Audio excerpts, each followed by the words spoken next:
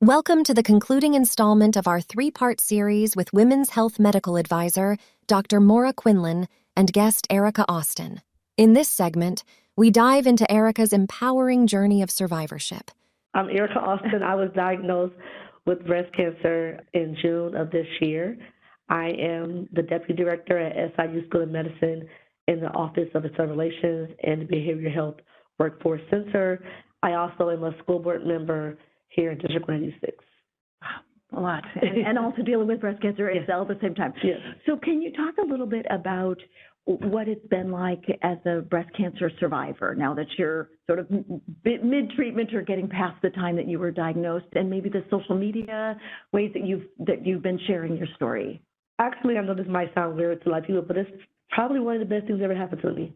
I have grown a lot during this process.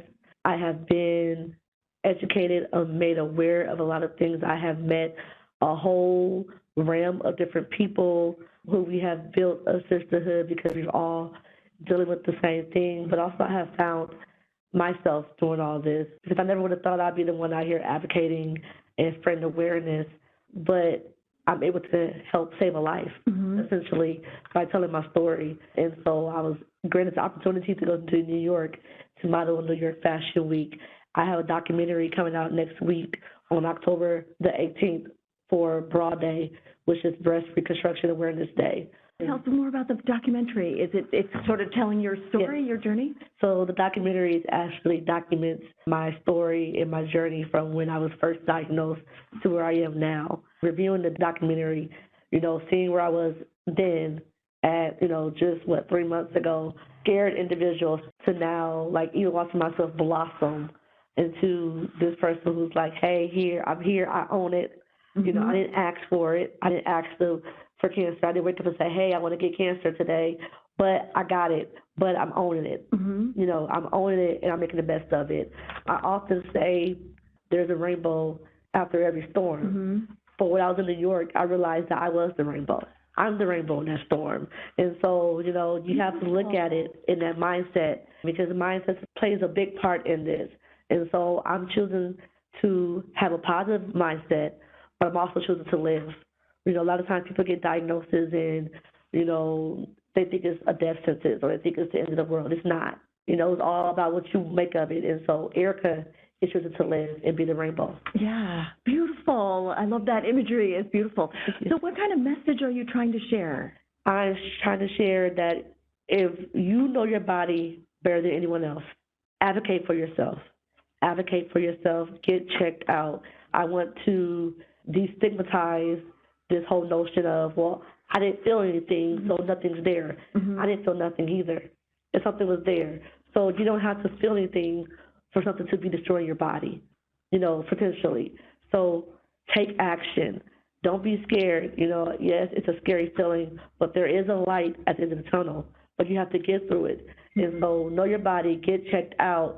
And if you do have it, own it. Make the best of it. And just know your options. Know your options. Know what's available out there for you, and know your family history. The biggest message is that early detection truly does save lives. So, I know it sounds cliche, but it is definitely true. Had I not been consistent in getting my MRI done, mammograms, ultrasounds done, who knows where I would have been. For me, they call it at stage 1. But consistency plays a big role in that. So what about people who say, well, I don't have a family history like yours. I don't want to get a mammogram. It's supposed to be, my friends say it's painful. Breast cancer has no name, no face, no age, no race, no pace. Doesn't really matter if you have a family history or not. Go get checked out. And it sounds crazy, but it's better safe to be safe than sorry. You have more pain if you wait later and, something happens. Everybody's journey is different, right? Everybody's journey is different.